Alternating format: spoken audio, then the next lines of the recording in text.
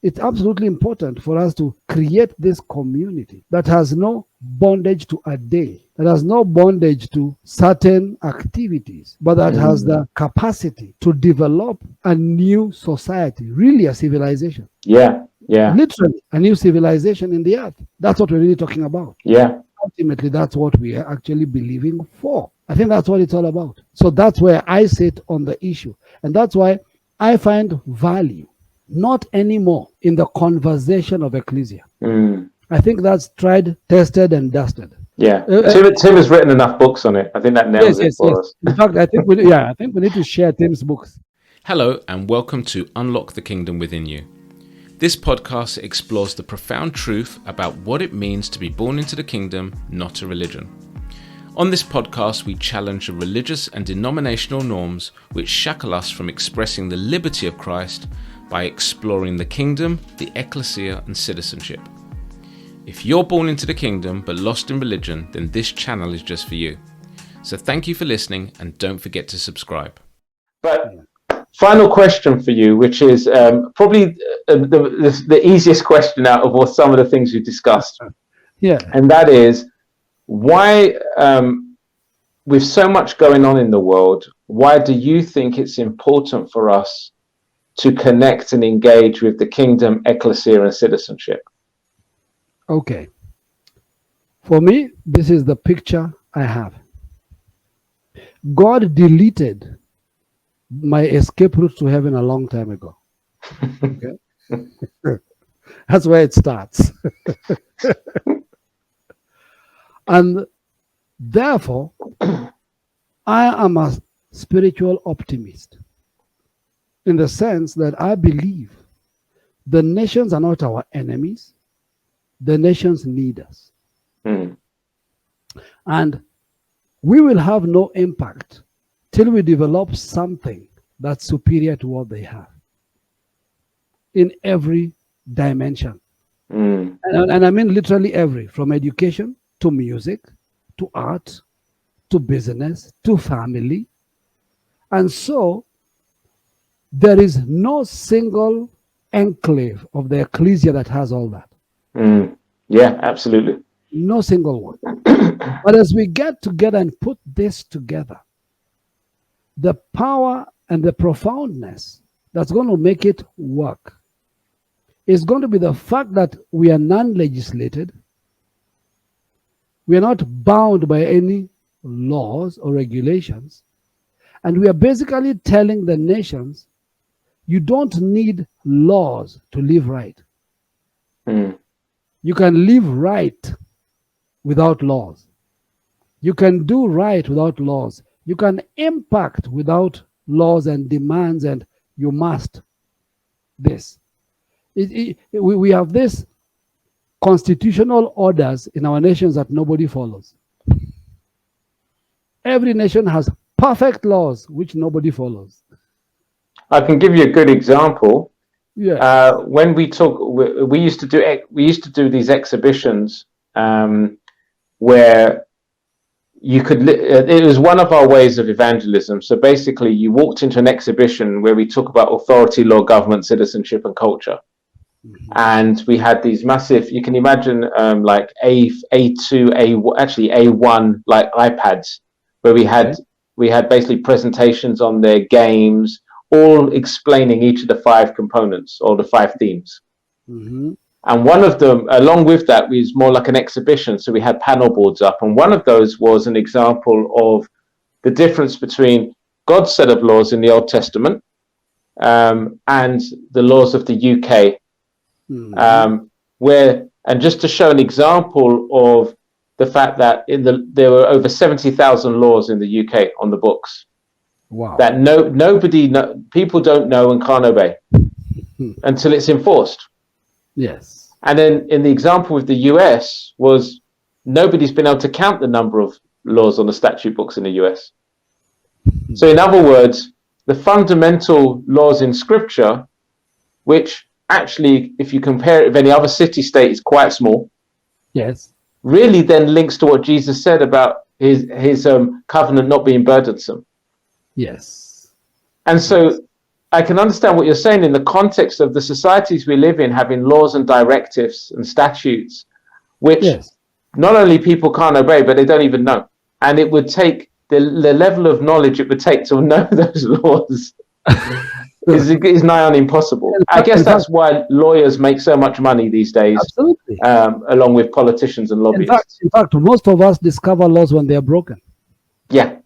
Yeah. That's when you discover that it was actually a law. Other than that, you didn't even know it was a law. Yeah. But the wisdom is, if we can create this powerful, functional reality, let's just take some basic things. The ability to exchange money and goods without contract and without violation. Something that the economic order of things does not understand. Because it's almost like default is built into contract. Yeah, because of sin. Exactly. It's built into contract Yeah. if you violate, or rather when you violate. Yeah. These are the mechanisms. So just stuff like that. So I believe strongly that I'm not talking about the old collaboration of churches. You can preach in my church, I can preach in your church, and I'll tell you the guys who are giving you trouble in my church so that your message is skewed to correct them because I can't tell them. Not that kind of stuff. But the stuff that I have people in my environment who've got such capacity, but they don't have the reach for the plugin. So my relationship with you makes it possible for them to get that plugin. And what they build adds value to all of us. And suddenly we have this seamless alternative economy, alternative community functioning without living on an island somewhere, hidden in plain sight, yet fully operational, functional, thriving to the level that we are not the enemy of the state, but the admiration of the state. Well, because the Bible tells us that the ultimate is they will say, teach us your ways. It never said we will tell them, follow our ways. Yeah, yeah. It means that the ways have to be developed. Well, it's an active citizen that attracts citizenship. Absolutely, absolutely. Yeah, I mean, rather than repels. I mean, I live in Africa. I can tell you how many people want to immigrate. And it's not because anybody preached a sermon about the UK or the US. There was no message taught. Yeah. It's just the observation of the quality of citizenship. That's it. And that's what they want also. So until they experience the weather. Well, sometimes the weather is an acceptable pain point. It's a threshold that they can manage. They can manage for a period of time. Yes. But isn't it interesting? You're right. I mean, right now when we look across, and I know I'll let you land this on the rest of it, but right now when we look across the globe, we're seeing huge migration, absolutely huge migration. UK is struggling with that. People are coming through Europe, and in effect, France doesn't care as far as they're concerned. They're just sending them through. They don't even want them to stop in France. It's like, let's push them through to the UK. Yes. But the reality is the devaluing of citizenship across Europe, especially, has ultimately, and I think it's ultimately being fueled by global citizenship. Yes. I think the agenda is to create a global citizenship, to reduce the quality of the nation-state citizenship to a level that people don't care about it, that it has no value. Yeah, absolutely. The problem with that is that if you look in the last decade or so, the people that have stood against the global citizenship are people that have valued history and heritage and inheritance. Yes. Yes. And the truth is there's a parallel for us in the kingdom. It's that on one side, if people don't grow in an understanding of history, heritage and inheritance, they won't have a value for the kingdom, and so they'll happily sell their allotted inheritance for not much. frankly, Yes. in the context of the world we live in. It's a little bit like the prodigal son going to align himself with a citizen, That's it. and nearly losing practically losing everything as a result, Yes. and Yes. coming off worse for it. Yes. But the problem is the reason why that's happening in the context of the body of Christ is because the body of Christ isn't set in the kingdom; it's set within the context of the church, which has lost value and purpose. Okay, you question whether it had it in the first place, but the reality is the institution is not adding value. And when we came to COVID, what was the pronouncement in the UK? They could not see from the government. They could not see the value of churches. Absolutely. Everywhere in the world. Yeah. Everywhere.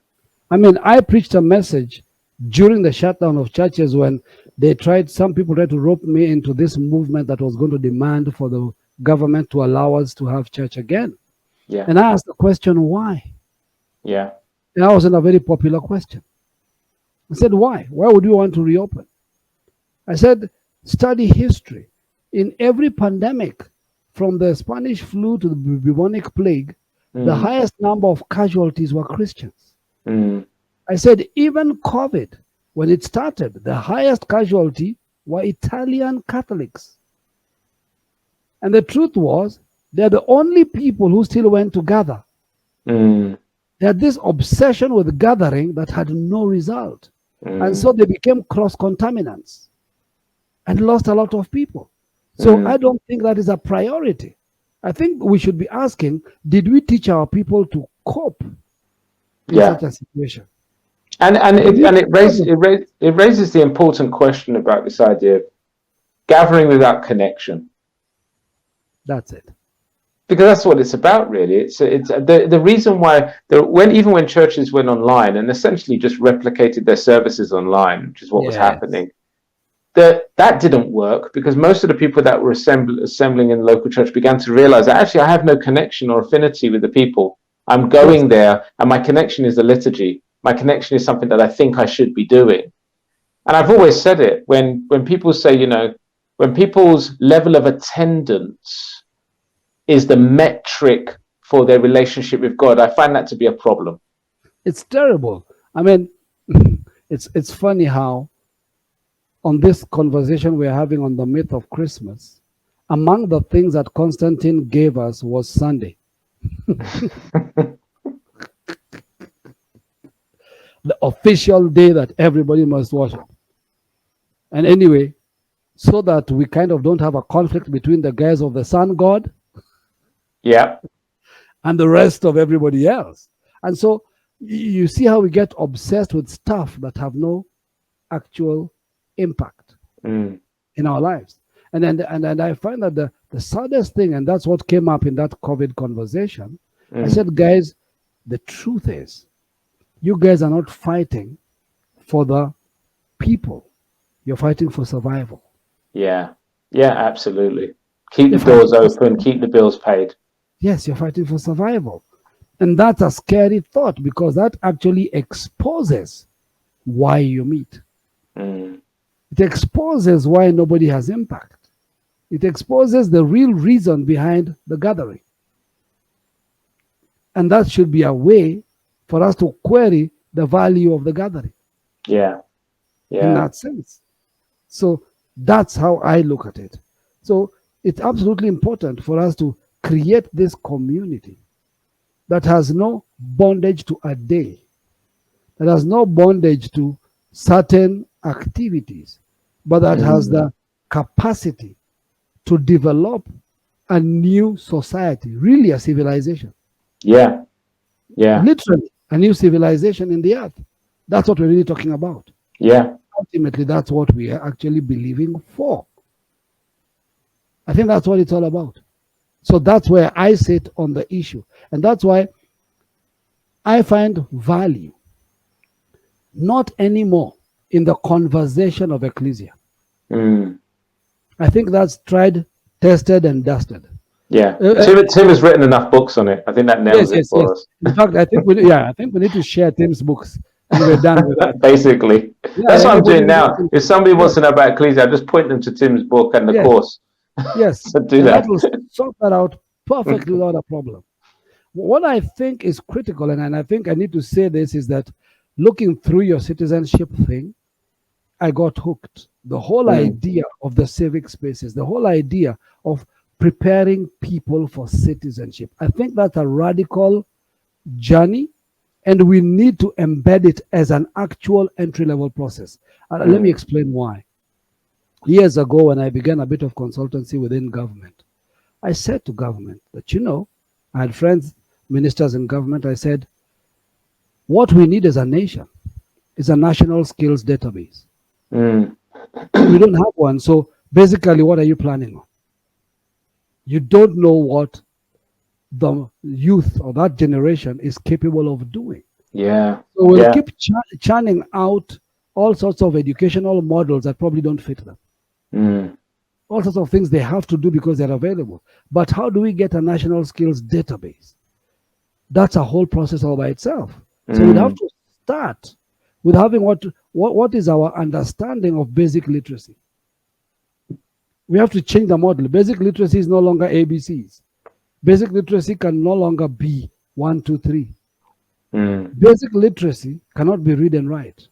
I said basic literacy must at least be ICDL or ECDL, you know, learning the basic computer packages. That should be called literacy. And so if that is standardized, everybody has a level playing field. And the curve is not long.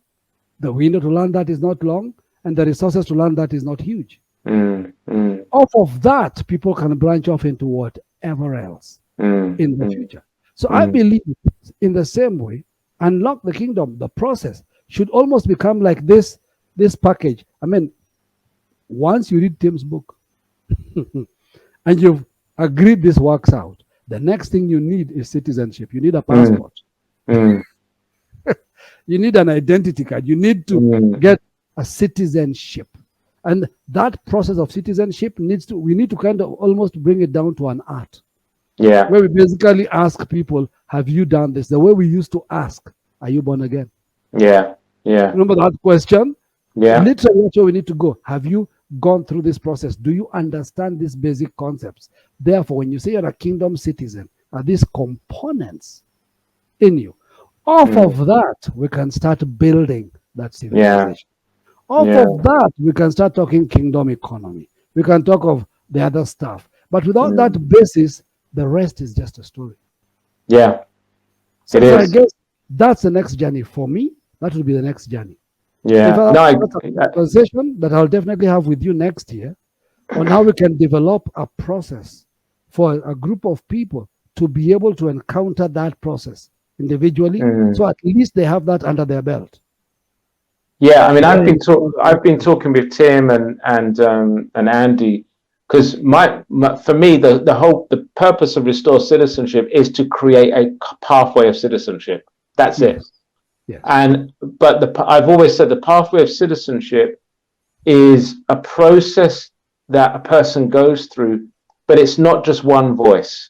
It's a multiplicity of voices speaking to bring people from one position into the other, where, like you said, they're operational, they're functional, they're capable, and there's competency with that. And I think that's why what we did is obviously with the following the outcrop of Restore Citizenship and its message, which is Unlock the Kingdom, comes with that Explore Citizenship, exploring the Ekklesia, and then you have what we would call the core 5 areas of what we'd say an Ekklesia is, which is community vis-a-vis civic center, education vis-a-vis academy, governance vis-a-vis civitas, and initiatives, i.e. enterprise hub. It's like these are the 4 fundamental things that should be in any community, and they should be functioning.